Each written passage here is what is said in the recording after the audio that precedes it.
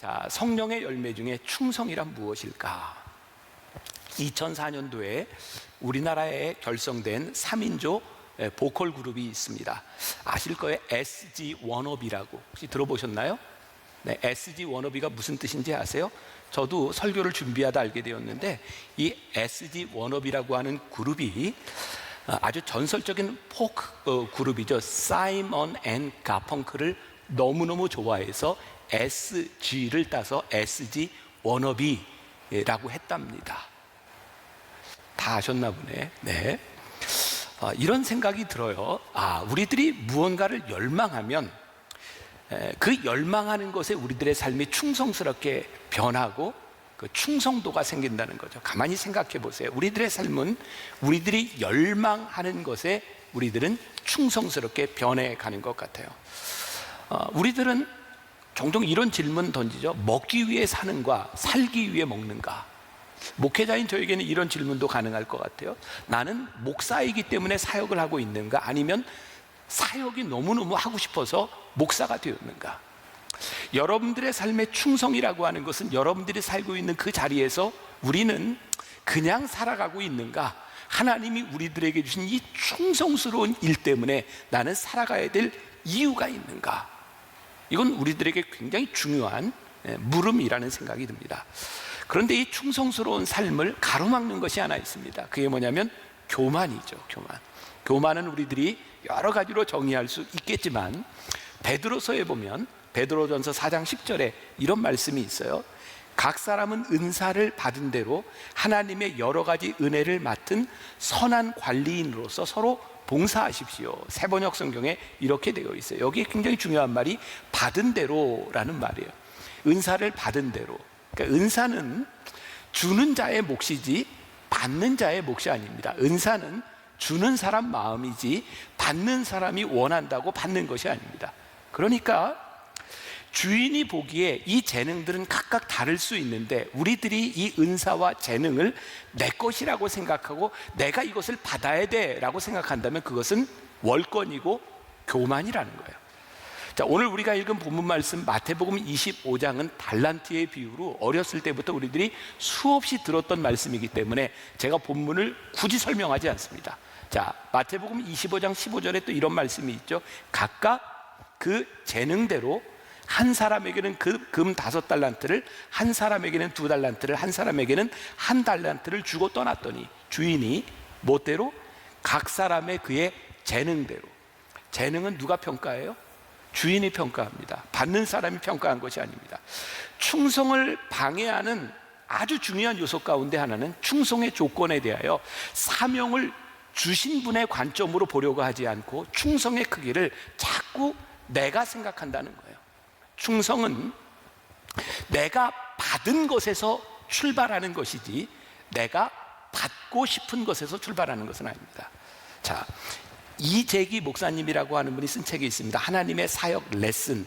제가 이 책에 제가 추천서를 이렇게 썼던 책인데 굉장히 제가 재미있게 보았어요. 여기에 로마서 12장에 나오는 은사에 대한 이야기가 나오는데 한번 잘 들어보세요. 어떤 교회 소그룹에서 일어났던 일인데 은사에 따라 어떻게 다른가? 모임을 마치고 어떤 분이 디저트를 만들어 사람들을 대접하려고 하다가 마루에 떨어뜨렸어요. 디저트가 마루에 딱 떨어지는 순간 각 은사대로 사람이 반응을 보이는 거예요. 예언의 은사를 가진 사람이 그 떨어지는 걸 보면서 이렇게 얘기합니다. 거봐, 주의하지 않으면 내가 이런 불행한 일이 일어날 줄 알았어. 예언의 은사를 가진 사람, 긍휼의 은사를 가진 사람은 저런 얼마나 놀랬을까? 괜찮아요, 신경 쓰지 말아요, 누구나 그럴 수 있잖아요, 이렇게 말을 해요. 섬김의 은사가 있는 사람은 아유 그냥 놔두세요, 제가 치울게요, 이렇게 말을 해요. 가르침의 은사가 있는 사람은 이렇게 말합니다. 디저트가 떨어진 이유 가운데 하나는 이 디저트의 점성이 상대적으로 약한 이 디저트의 한쪽 면으로 쏠리면서 플레이트의 무게 중심이 급격히 넘어갔기 때문에 떨어진 겁니다. 이렇게 얘기를 해요. 권면의 은사가 있는 사람이 이렇게 말합니다. 다음에는 아예 음식과 디저트를 동시에 내오도록 하세요. 구제의 은사가 있는 사람이 이렇게 말합니다. 새 디저트를 제가 살게요. 다스림의 은사가 있는 사람은 이렇게 말합니다. 김 집사님이 걸레 가져오세요. 형제 이거 빨리 닦으세요. 그리고 자매는 다시 만드세요. 이렇게 이야기를 합니다. 제가 굉장히 흥미롭게 보았어요. 흥미롭죠? 똑같은 사물을 놓고 이것을 처리하는데 어떤 은사를 가지고 있느냐에 따라 다른 모습이 나오는 거죠. 근데 우리를 참 힘들게 하는 건 뭔지 아세요? 나와 다르면 견디기가 참 힘들다는 겁니다. 은사, 충성, 우리들이 살면서 하나님 앞에 하는 일들은 나와 틀리기 때문에 문제가 되는 것이 아니라 나와 다른 것을 인정하면서 우리들이 충성스럽게 살아갈 수 있는 거야. 그러니까 우리들에게 중요한 것은 뭐냐면 나에게 있는 은사는 무엇인가, 저 사람에게 있는 은사는 무엇인가, 하나님은 그것대로 충성스럽게 쓰신다고 하는 것을 우리들이 깨달아 알아야 되는 거죠. 우리가 잘 알고 있는 릭 워렌 목사님은 은사와 충성을 이렇게 표현했습니다. 심장 박동과 같은 것이다. 무엇인가 끌려서 우리의 심장이 뛰는 것, 그 열정이 있는 것이 나의 은사고 그것에서 우리는 충성스럽게 살아간다. 예를 들어서 사도 바울 같은 사람은 어디에 가슴이 뛰었냐면 하나님을 알지 못하는 이방인들을 향해 가슴이 뛰었어요. 그래서 사도 바울은 그 일에 충성스럽게 살죠. 우리가 잘 알고 있는 사람 중에 하나죠. 말틴 루터 킹 주니어 목사님 같은 경우에는 인종차별에 대한 것에서 가슴이 뛰었던 사람들이죠. 윌로우 크릭 교회 빌 하이벨스 목사님은 이런 표현을 했습니다. 거룩한 불만족. 어디에 우리들이 불만족스럽게 느껴지는가? 가끔 제가 이런 비유로 이야기를 했었는데, 이렇게 안내를 쓰는데 처음 온 사람이 안내하는 사람을 막 지적질을 해요. 안내를 좀 제대로 쓰지, 저 표정은 뭐고 저 옷차림은 뭐야. 다른 사람들은 그게 아무것도 거슬리지 않는데 그 사람은 그게 거슬려요. 그러면 우리는 뭐라고 얘기해요? 그렇게 지적질하지 말고 당신이 그것 하세요. 거기에 거룩한 불만족으로 인하여 거기에 충성스러운 삶을 살아가도록 하세요 라고 말할 수 있는 거죠. 미국의 로스포인트 교회 앤디 스탠디 목사님은 목회를 하면서 비그리스도인들에게 둔감한 그리스도인들을 보면 왕 짜증이 났대요. 그래서 그분은 교회 목회를 비그리스도인들을 위해서 목회를 합니다. 어쩌면 이렇게 하나님의 일을 하는 사람들이 각양 이렇게 다르게 일들을 할 수 있는가? 제가 만다교회 목회를 하면서 종종 당혹스러운 일을 겪을 때가 있어요. 저희 교회는 어느 정도 규모가 있고 여유가 있는 교회다 보니까 도와달라는 요청들이 참 많이 옵니다. 그런데 모든 사람들을 도와줄 수는 없어요. 근데 어떤 분은 도와줄 수도 있고 어떤 분은 도움을 주지 못했을 때 도움을 받지 못한 분이 정말 제 마음을 상하게 하는 편지를 보낼 때가 있어요. 교회가 이런 일에도 도움을 주지 아니하고 그게 교회라고 할 수 있습니까? 이건 제가 굉장히 순하게 표현한 거고요. 정말 제 마음을 상하게 할 정도로 무섭게 비난하는 사람들이 있습니다. 왜 저분의 눈에는 교회가 이런 사명을 감당하는 것은 보이지 않고 이 사명을 감당하지 못하는 것 때문에 마음이 상하는가? 종종 교회에서 상처를 받고 떠나는 사람들을 보게 됩니다. 그런데 떠나는 사람들의 많은 경우는 신앙의 본질적인 문제보다는 나와 생각이 다른 것을 견디지 못하고 떠나가는 사람들이 참 많은 것 같습니다. 우리가 충성스러운 삶을 살아간다 하는 데 있어도 정말 중요한 것이 있는데, 충성스러운 공동체를 만들어가는데 참 중요한 것이 있는데, 나와 다른 그 사람들과 함께 우리들이 어떻게 충성스러운 공동체를 만들어 가느냐라고 하는 것이고, 또 충성이 하나님께서 우리들에게 주신 열정과 거룩한 불만족으로 우리들이 무언가를 하는 것이라면, 문제는 이 일들을 우리들이 무엇을 위하여 쓰느냐에 대한 부분이죠. 자, 적어도 오늘 예배를 드리는 우리들, 하나님께서 나를 불러주셨어. 하나님 나를 부르셔서 나를 하나님의 사역자로 삼아주셨어. 그런데 우리를 부르신 그 부르심이 무엇을 향해 쓰여지고 있는가, 이것을 점검할 필요가 있는 거죠. 자, 여러분들의 삶을 점검해 보세요. 나는 어떤 일에 가장 열정적이고 어떤 일에 내 은사가 있다고 생각하고 살아가는가? 오래전에 읽은 책입니다. 손현보 목사님이 쓴 목사님 전도가 너무 쉬워요, 이런 책입니다. 이 얘기 들으면 또 막 마음 상하는 사람들 많이 있죠. 전도가 쉬운 사람도 있고 전도가 어려운 사람도 있어요.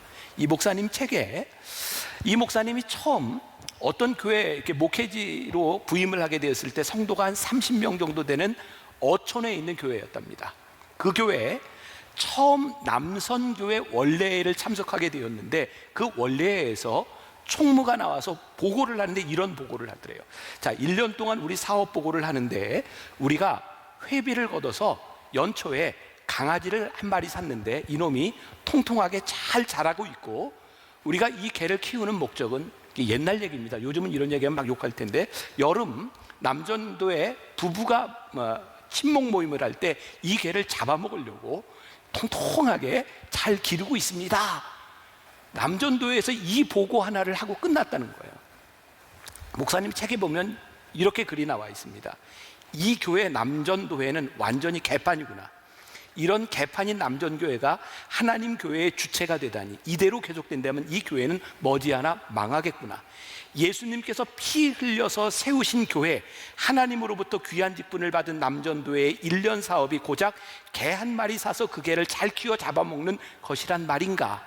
그리고 이 목사님은 교회의 체질을 바꾸어 가기 시작해요. 그런데 우리가 지금 생각하면 참 이상한 사람들로 느껴질지 모르지만, 이 사람들은 얼마나 충성스럽게 개를 키우고 있었을까요? 우리들에게 주신 열정, 우리들에게 주신 시간, 우리들에게 주신 재능들이 어디에 사용되고 있는가라고 하는 것은, 이 충성이라고 하는 것이 성령의 열매인지 아닌지를 가름하는 거죠. 자, 이제 제가 몇 가지를 이야기합니다. 이 충성이라고 하는 것은 믿음이 있는 자가 충성할 수 있다는 거예요. 자, 여러분들 신앙생활 오래 한 분들이 이런 얘기 참 많이 들었을 거예요. 이 믿음과 충성이라고 하는 것은 동일한 어원을 가지고 있다. 믿음, faith라고 하는 말은 faithful, 같은 어원을 가지고 있죠. 믿음이 있는 자가 신실합니다. 하나님께 대한 믿음을 가지고 있는 자가 신실하게 충성스럽게 살아갈 수 있습니다. 자, 오늘 여러분들이 물어야 될 중요한 질문입니다. 나는 하나님께 대한 믿음이 있는가? 그 믿음이 나를 충성스럽게 만들어 가고 있는가? 오늘 여러분들의 삶에서 나는 어떤 충성을 가지고 있는가? 이것도 제가 얼마 전에 읽었던 책인데요, 여러분들 잘 아시는 신은경 아나운서가 쓴 책인데, 내 나이가 나를 안아주었습니다 라는 책입니다. 이분이 책을 보내줘서 보게 되었는데, 거기에 이런 게 나왔더라고요. 요즘은 호모 헌드레드라고 하는 말이 쓰인대요. 여러분 호모 사피엔스 뭐 이런 거 아시죠? 아시죠? 네, 이제 호모 헌드레드라고 하는 게 뭐냐면, 이제 100세까지 장수하는 이 시대에 유엔에서 인류의 체질과 평균 수명을 이제 새롭게 측정해서 새로운 연령대를 발표했답니다. 잘 들어보세요. 18세에서부터 65세까지가 청년, 소망적이죠 굉장히. 65세에서부터 80세까지가 장년, 그리고 노년은 80부터 99세까지가 노년, 100세에 이르러서야 비로소 노인이라고 말한답니다. 여러분들이 지금 어디에 있는지 모르겠어요. 자, 근데 지금 이 유엔에서 발표한 이 새로운 분류가 어떤 사람에게는 굉장히 기쁘게 들릴 수도 있지만, 어떤 사람에게는 한숨이 나올 수도 있어요. 우리들의 삶이 충성스럽게 준비되어 있고 살아가야 될 방향이 있는 사람이라면 오래 사는 것이 참 복된 일인데, 우리들의 삶의 신실함, 방향이 없고, 그리고 방향이 없이 살아가는 우리들의 삶이 더 주어진다면 이 삶이 얼마나 부담스러운 일이겠어요. 그러니까 오늘 우리들의 삶을 충성스럽게 만든다고 하는 것은 길이에 대한 문제가 아니라 우리들이 어떤 존재로 준비되어 있느냐가 굉장히 중요한 일이죠. 영국의 파이낸셜 타임즈에서 발표한 겁니다. 2016년도에 발표했는데, 일본에서 경범죄를 저지르는 사람들 중에 31.5%가 60세 이상의 노인이랍니다. 이제 새로운 기준에 의하면 노인이 아니네요. 청년이네요. 근데 왜 경범죄를 저지르는가? 이 60세가 넘어서 생계를 유지하기도 힘들고 고독해서 일부러 경범죄를 짓고 감옥에 들어가는 사람이 31.5%가 된다는 거예요. 여러분, 지금 우리들이 살아가는 우리들의 삶의 나이에 대한 문제가 아니라 우리들의 삶에 신실함이 있는가? 하나님을 믿고 있는 우리들에게 우리들의 삶을 충성스럽게 살아가야 될 그 삶의 방향들이 있는가? 유명한 메가더 장군의 회고록에 보면 우리나라 6.25 전쟁에 참여해서 연합군이 개입하게 된 계기가 나옵니다. 여러분, 한강 다리가 폭파되고 북에서 막 밀고 내려올 때 메가더 장군이 한국에 들어옵니다. 그리고 한강 다리가 폭파된 그 상황들을 보고 있는데, 망원경으로 이렇게 보고 있는데, 이게 회고록에 나오는 이야기입니다. 저 그 한강 다리 끝에서 한국의 병사 하나가 부동 자세로 보초를 쓰고 있는 걸 보게 됩니다. 그래서 사람을 보냅니다. 왜 거기 서 있냐고. 그랬더니 이 병사가 이렇게 대답을 했다 그래요. 저는 새로운 명령이 하달될 때까지 여기에 서 있을 것입니다. 이게 메가다 장군의 마음을 감동시켰습니다. 그리고 회고록에서 이렇게 이야기하죠. 이런 군인이 있는 나라는 절대로 망하지 않는다. 우리가 개입해서 이게 전쟁에 참전해야 된다. 그게 메가더 장군 회고록에 나오는 겁니다. 이번 코로나 사태를 지나가면서 저는 이 글을 보면서 그런 생각했어요. 지금까지 우리나라 이 근대사 오는 동안 우리나라가 이렇게 버티고 우리나라가 이렇게 살아올 수 있었던 것은 위정자들 때문이 아니라 저는 위대한 국민들이 있었기 때문이라고 생각해요. IMF 때 위정자들이 다 말아먹은 나라를 살리겠다고 금을 모았던 우리 국민들이 있었기 때문에 이 나라가 버텼고, 코로나로 굉장히 어렵고 힘들 때 목숨을 걸고 이 국민들을 지키려고 했던 의료진들이 있었기 때문에, 그리고 지금 우리 국민들이 있기 때문에 이 나라가 존재하는 것은, 그 병사가 적어도 그런 마음이 있지 않았을까요? 내가 지켜야 될 나라, 내 조국에 대한 신실함이 있었기 때문에 그 자리를 지키고 있지 않았을까요? 오늘 우리들의 충성스러운 자리를 지키도록 만들어주는 것, 오늘 우리들 하나님께 대한 신실한 믿음이 있어서 그 믿음 안에서 우리들이 신실하게 서 있는가. 제가 오래전에 대학원에서 공부할 때 저는 교회사를 공부했는데 지금도 잊혀지지 않는 한 분의 이야기예요. 폴리갑이라고 하는 순교자의 이야기였어요. 서머나라고 하는 곳의 감독이었던 폴리갑. 이분이 86세가 되었을 때 순교를 하거든요. 로마 황제들이 아무리 예수 믿는 사람들을 잡아 죽여도 죽이는 숫자보다 예수 믿는 숫자가 갑절로 늘어나니까 정책을 바꾸죠. 사람을 죽이는 것이 아니라 이제는 회유를 시켜서 배교자를 만들어야 되겠다고. 그래서 86세였던 서머나의 폴리갑 감독을 찾아가서 그 사람을 회유합니다. 영향력이 큰 사람이었고 존경받는 사람이었으니까 제발 예수를 믿지 않는다고 한마디만 하면 당신을 살려주겠어. 그때 서머나의 폴리갑 감독이 유명한 말을 남깁니다. 읽어드릴게요.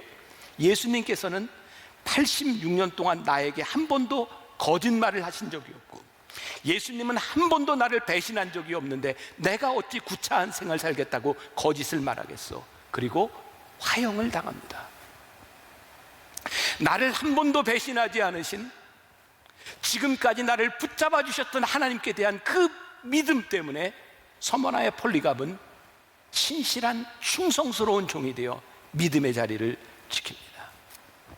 저는 우리가 지금 예배드리는, 우리가 지금 예배를 드리지 못하는 이 건물의 교회, 이 건물에 대한 문제가 아니라 우리들에게 주신 하나님의 큰 선물인 우리의 몸된 교회는 적어도 하나님 앞에 충성스럽게 살아가며 순교자의 피를 흘렸던 우리 믿음의 선배들에 의해서 세워진 그런 교회입니다. 그 교회에 있는 우리는 어떤 충성스러운 삶을 살아가고 있는가. 근데 이 충성의 굉장히 중요한 단어 가운데 하나가 청지기 의식이죠. 청지기 의식. 오늘 여러분들이 다 알고 있는 이야기 하는 겁니다. 자, 오늘 마태복음 25장 14절에 보면 이런 말씀이 있어요. 또 어떤 사람이 타국에 갈새 그 종들을 불러 자기 소유를 맡김과 같으니. 마지막 종말의 때에 우리를 심판하신 일이 있는데, 이 사람이 얼마나 충성스러운가를 심판하고 있는데, 여기에서 뭘 심판하냐면 소유를 맡김에 대하여 심판하신다는 거예요. 제가 오늘 이 말씀을 준비하고 여러분들과 말씀을 나누는 이 시간에 우리 공동체를 돕고자 하는 마음을 주시며 제가 여러분들에게 요청하는 이 시간에 하나님께서 저에게 그런 도전을 주시는 거예요. 하나님께서 우리 교회에 주신 우리 성도들의 헌금이 어떻게 쓰여져야 되겠는가? 하나님께서 우리 교회에 주신 자원과 우리들의 재능들이 어떻게 쓰여져야 되겠는가? 이것은 우리의 소유가 아니라 하나님이 우리들에게 맡겨주신 것이기 때문에, 하나님이 우리들에게 맡겨주셨을 때 그분이 가장 기뻐하시는 일은 무엇일까를 고민하기 시작할 때에 우리 교회는, 우리 성도들은 충성의 열매들을 맺는 것이 아닐까요? 그래서 이 충성의 열매는 오늘 부제로 다뤘던 소유에 대한 문제가 아니라 존재에서부터 나오는 것이다. 자, 오늘 말씀의 근거에 보면 주인이 종들에게 맡겨진 것들이 있어요. 주인은 내가 너희에게 맡겨진 것을 너희들이 어떻게 관리했는가, 그러니까 어떻게 청지기로 살았는가를 가지고 심판하겠다고 말씀하고 있는 거죠. 그러니까 충성스러운 청지기라고 하는 것은 어떤 사람이냐면, 오늘날로 이야기하면 매니저 같은 사람이죠. 내 소유는 아니지만 주인이 나에게 맡겨준 것을 우리들이 어떻게 잘 매니지하는가에 대한 부분이에요. 예를 들어보면, 이제 이 본문을 가지고, 이 말씀을 가지고 우리 청년부 김종윤 목사님이 이제 청년부 설교를 하게 될 터인데, 저에게 이런 예화를 하나 이야기했어요. 저는 잘 기억이 나지 않는데, 청년들과 함께 어떤 찬양 콘서트를 이렇게 가기로 했는데, 제가 같이 가기로 했는데 못 가게 되었대요. 그래서 제가 못 가는 게 미안해서 김종윤 목사님한테 돈을 주면서 청년들에게 이 콘서트가 끝나고 맛있는 걸 사주라, 그렇게 얘기를 했대요. 그 순간 김종림 목사님은 자기가 굉장히 충성된 종이었대요. 왜냐하면 그 돈을 받는 순간 이게 내 돈이 아니라 목사님이 청년들을 맛있는 거 사주라고 했으니까 뭘 사줘야 될까라고 생각했기 때문에 자기가 충성스러운 종이었다고 얘기를 하더라고요. 그래요. 나에게 맡겨주신 것이 나를 위해서 쓰는 것이 아니라 나에게 맡겨진 이 돈이 어떻게 쓰였으면 좋겠다라고 말씀하시는 맡겨준 분의 합당하게 쓰는 것이 청지기 의식이다. 가끔 우리 교인들이 우리 행정을 담당하고 있는 조현철 목사님한테 이렇게 돈들을 줍니다. 왜 주냐면 우리 목회자들 식사를 하세요, 뭐 이렇게 주는 거예요. 그럼 조현철 목사님이 저한테 꼭 와서 이야기합니다. 어떤 분이 우리 목회자들에게 이렇게 식사를 하라고, 격려하라고 이렇게 돈을 주었는데 이렇게 썼습니다 라고 말을 해요. 제가 조현철 목사님이 다 줬는지 본인이 조금 가졌는지 모르겠어요. 생각해 보세요. 누군가 나에게 맡겼는데 그것을 그대로 쓰면 충성스러운 종인데, 누가 나에게 맡겼는데 그거 가지고 있는 것이 아깝다라고 생각이 되어지고 이것을 내가 내 맘대로 썼으면 좋겠다라고 생각하는 순간 불의한 종이 되는 겁니다. 여러분, 하나님께서 우리들에게 달란트를 맡겨주셨다. 그것은 내 것이 아니라 그것을 맡겨주신 주인의 의도가 있고 주인의 뜻이 있음을 우리들이 믿을 때 우리들의 삶이 충성스럽게 변해가는데, 그것을 잃어버리는 순간 우리는 선한 청지기가 되지 못하는 거죠. 우리는 주변에서 종종 이런 뉴스를 듣습니다. 공금 횡령, 공적 지위를 남용한 사람, 이런 사람들이 어떤 사람이에요? 요즘 우리들이, 죄송합니다, 정치인들을 바라보며 그렇게 좋은 이미지를 갖지 않죠. 불의한 사람, 어떻게 저렇게 타락할 수 있어, 뭐 이런 생각들을 많이 합니다. 여러분, 정치인들이 늘 하는 이야기가 그런 거 아니에요? 권력은 국민으로부터 나온다. 그런데 진짜 권력이 국민으로부터 나왔다고 생각하고 정치를 한다면 진짜 충성스러운 종일 텐데, 국민으로부터 나온 권력을 자기가 휘두르려고 할 때 불의한 사람이 되는 거죠. 신앙이 뭡니까? 하나님께로부터 우리의 인생이 왔다라고 믿을 때 우리는 참다운 신앙인이 되는 것인데, 그것을 우리들이 잊어버릴 때 우리는 불의한 사람이 되는 거예요. 여러분, 목사가요, 교인들을 섬기라고 하나님이 목회자를 세워주셨는데 어느 날부터인가 목사가 교인들에게서 섬김을 받으려고 생각한다면 불의한 사람이 되는 거죠. 주인이 오늘 우리들에게 무엇을 맡겨주었는가? 오늘 우리 장로님들에게 하나님이 왜 장로의 직분을 주셨는가? 우리 동산지기들에게 왜 너를 동산지기로 임명했는가? 우리를 왜 사역자로 임명했는가? 하나님께서 우리들에게 맡겨주신 그것이 무엇인지를 우리들이 깨닫기 시작할 때 하나님 앞에 신실한 믿음이 우리를 충성스럽게 만드는 거죠. 오늘 말씀 가운데 참 중요한 게 있어요. 마태복음 25장 19절에 있는 말씀, 오랜 후에 그 종들의 주인이 돌아와 그들과 결산할세. 오랜 후에 돌아왔대요. 자, 여러분 잘 기억하세요. 이 종들이 충성스럽기 참 힘들었겠다는 생각이 들지 않습니까? 주인이 종들에게 달란트를 맡겨주면서, 얘들아, 내가 내년에 올 거야. 그러면 그 기한에 맞춰서 참 충성스러울 수 있었을 텐데. 그럼 영어 성경에 보면 이렇게 되어 있더라고요. 오랜 후가 after a long time, a long time. 긴 시간인데 특정된 시간이 아닌 거예요. 시간이 지나가면서 언제인지 모르는 그 긴 시간 가운데 이 종들은 지치지 않았을까요? 여러분, 우리에게서 충성스러움을 빼앗아가는 게 뭐냐면, 오랜 시간이 흐르면서 언제 올지 모르는 그 순간들로 인하여 우리들이 신앙의 변절자가 된다는 거예요. 저는 우리나라 근대세를 보면서 특히 그 일제시대를 지나왔던 많은 지식인들 가운데 우리가 변절자라고 말하는 그 사람들이 처음부터 변절자가 아니었다는 거예요. 우리가 대표적으로 춘원 이광수 같은 사람 처음부터 변절자가 아니었습니다.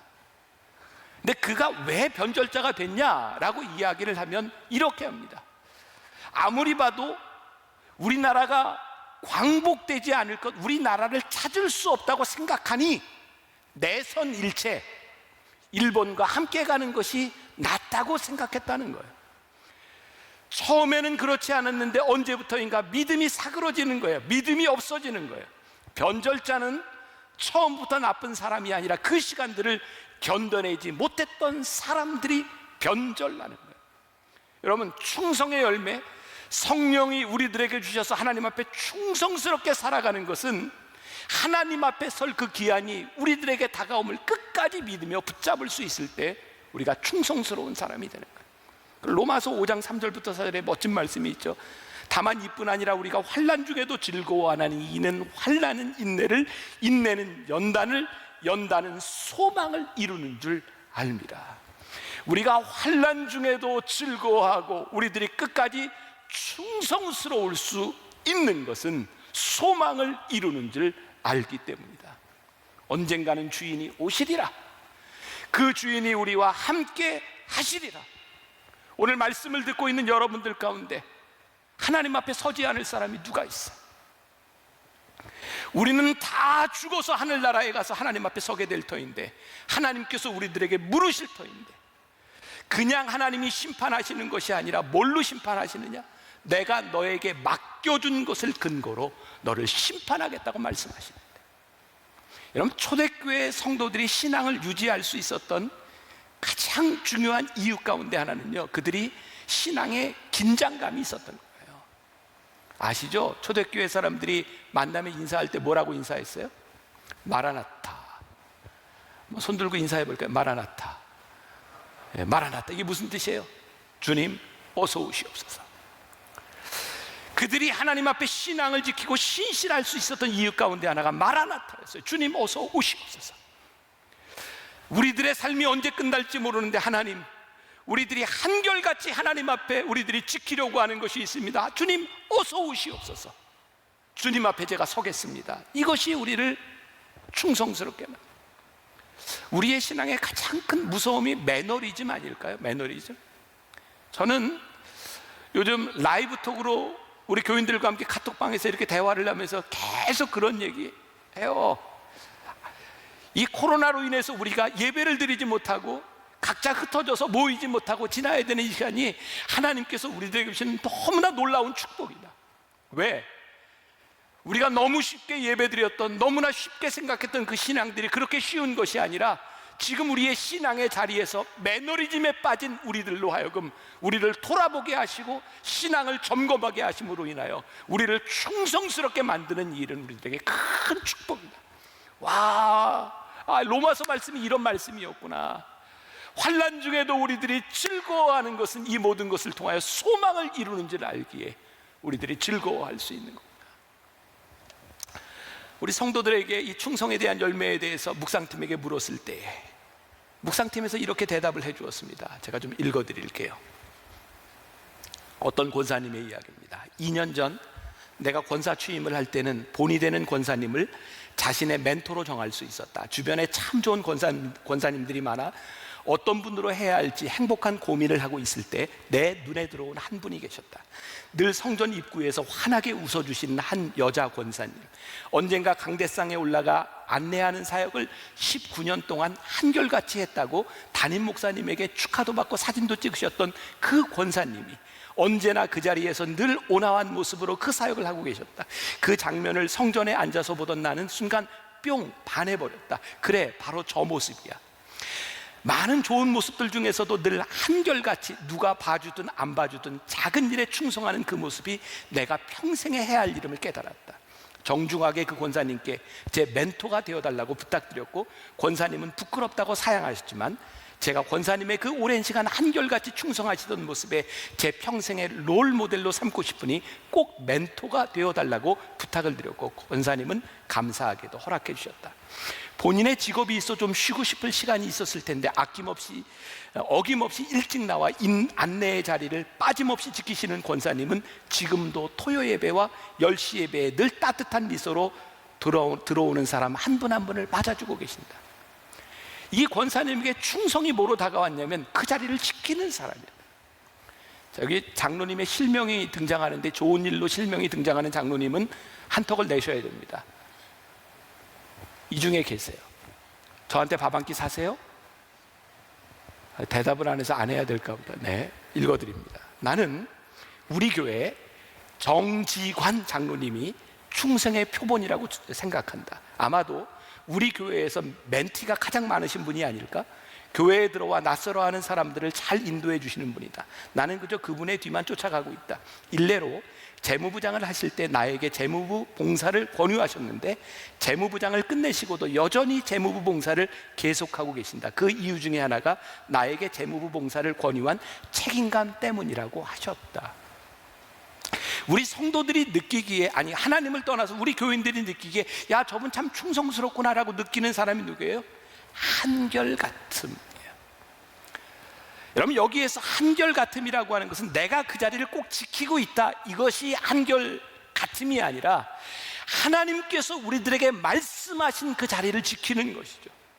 저는 충성스러움은 이 물리적인 자리를 이야기하는 것이 아니라 하나님께서 내 자리를 옮기실 때도 한결같이 충성함으로 그 자리를 옮기고, 하나님이 나를 쓰시는 그 자리에 한결같이 갈 수 있는 사람, 하나님 앞에 신실하기 때문에 한결같음을 유지할 수 있는 사람, 그게 충성이다. 오늘 충성하지 못한 사람 한 사람이 나오자. 한 달란트를 맡았던 사람, 그 사람이 왜 충성하지 못했을까요? 마태복음 25장 24절에 한 달란트를 받았던 자는 와서 이르되, 주인이여 당신은 굳은 사람이라 심지 않은 데서 거두고 해치지 않은 데서 모으는 줄을 내가 알았으므로. 여기에 굳은 사람, 이게 무슨 말이냐면 인색한 사람, 이런 말입니다. 지금 한 달란트 받은 사람이 무슨 얘기하고 있는 거예요? 내가 받은 한 달란트, 내가 생각하니까 주인이 참 인색한 사람 같습니다, 이렇게 얘기하는 거죠. 근데 우리가 잘 알죠, 이 달란트가 얼마나 큰 돈인지. 사실은 한 달란트만으로도 굉장한 일을 할 수 있는 거예요. 근데 이 사람이 상처를 받은 거죠, 주인에 대해서. 이유는 뭐예요? 내가 한 달란트 받은 것에 대한 은사를 생각하는 것이 아니라 2달란트, 5달란트 받은 사람을 생각하니 주인이 인색해 보이는 거죠. 우리가 흔히 이야기하는 비교 의식만큼 우리로 하여금 충성스러움을 빼앗아가는 것은 없어요. 그래서 오늘 말씀의 제목이, 하나님은 소유에 관심이 있는 것이 아니라, 충성은 소유에서 나오는 것이 아니라 존재로부터 나오는 것이다. 지금 내가 얼마를 가지고 있느냐에서 우리들이 충성스러운 사람이 되는 것이 아니라, 하나님이 나에게 이것을 맡겨주셨어 라고 하는 믿음, 그것을 고백하는 존재에서부터 우리의 충성스러움이 나오는 거예요. 여러분, 비교하기 시작하면 우리들에게는 시기심이 생깁니다. 그런데 인정하고 나면 그 시기의 대상을 칭찬할 수 있습니다. 제가 많이 기도하는 것이 있어요. 저도 부러운 사람이 많아요. 여러분들의 삶에도 다 그럴 거예요. 그런데 하나님이 나를 이렇게 부르셨어 라고 하는 믿음의 고백 위에 서면, 내가 가지지 못한 사람들을 볼 때 그 사람들을 칭찬할 수 있는데, 내가 그런 존재가 되지 못하면 우리는 충성스러운 사람이 되지 못하는 거예요. 저는 충성에 대한 이야기를 할 때마다 비교되는 사람, 사울과 다윗이죠. 사울왕, 그는 하나님이 택하여 줘서 참 귀한 일을 맡겨주신 사람이었는데 끝까지 충성스럽지 못했습니다. 왜요? 그는 기다리지 못했거든요. 조바심이 많았거든요. 그래서 우리가 잘 아는 사무엘상 13장, 14장, 15장에 보면 하나님께서 이 사울왕을 버리시게 되는 이유가 나오죠. 네가 제사 드리지 말고 기다리라라고 했는데 사울왕이 기다리지 못합니다. 조급해져요. 그래서 사무엘상 15장 20절에 유명한 순종이 제사보다 낫다는 말이 나오죠. 여러분, 순종은 하나님을 믿는 자의 특권입니다. 하나님은 오늘 여러분들이 제사를 드리는 얼마의 소유를 가지고 하나님 앞에 나왔느냐에 대한 부분이 아니라 여러분들이 어떤 존재로 여기 나왔느냐를 물으시죠. 그럼 다윗을 보세요. 다윗의 인생에 진짜 힘든 시간들이 있었잖아요. 골리앗과 싸움 이후에 그가 쫓겨다니던 그 시간들이 얼마나 버겁고 힘들었습니까? 근데 다윗의 인생에 진짜 복된 것은 뭐냐면, 그가 어려움을 당할 때 하나님께서 사울왕을 죽일 수 있는 기회를 주셨는데도 죽이지 않았던 거예요. 기다립니다. 하나님, 왜 저를 이 자리에 세우셨는지, 사울왕을 하나님이 세우셨다면 하나님 알아서 하세요. 그럼 다윗이요, 그 험악한 시절을 지나고 왕이 되었을 때 나이가 몇인지 아세요? 30살입니다. 다윗이 지나왔던 일들을 보면 어떻게 저렇게 힘든 시간을 지나갈 수 있을까라고 생각했는데, 그가 그 시간을 인내하고 기다렸을 때 그가 더 수십 년을 하나님 앞에 쓰임받을 수 있는 시간을 지나갑니다. 여러분, 충성스러움은요, 우리의 조바심에 있는 것이 아니라, 우리의 가진 것에 있는 것이 아니라, 오늘 우리가 있는 자리에서 우리들에게 물으시고 너희들이 어떤 존재냐 라고 하는 것을 물으시는 거예요. 왜 충성이 성령의 열매인지 아세요? 성령 앞에서 우리를 보지 않으면 우리는 우리의 모습이 제대로 보이지 않습니다. 그리고 우리는 절대로 충성스럽게 살지 못합니다. 여러분들을 축복하고 여러분들을 권면하고, 여러분, 하나님 앞에 충성스러운 존재로 살아간다는 것, 그게 얼마나 복된 일인지, 그리고 여러분들이 잊지 말아야 될 것, 우리들이 하나님 앞에 서게 될 때에 하나님께서 우리들에게 물으시는 것은 우리들에게 맡겨주신 것을 가지고 심판하신다는 거예요. 우리가 부끄럽지 않게 끝까지 이 길을 살아가다가 하나님 앞에 복된 사람으로 그렇게 만날 수 있는 여러분들이 되시기를 주님의 이름으로 간절히 축원합니다.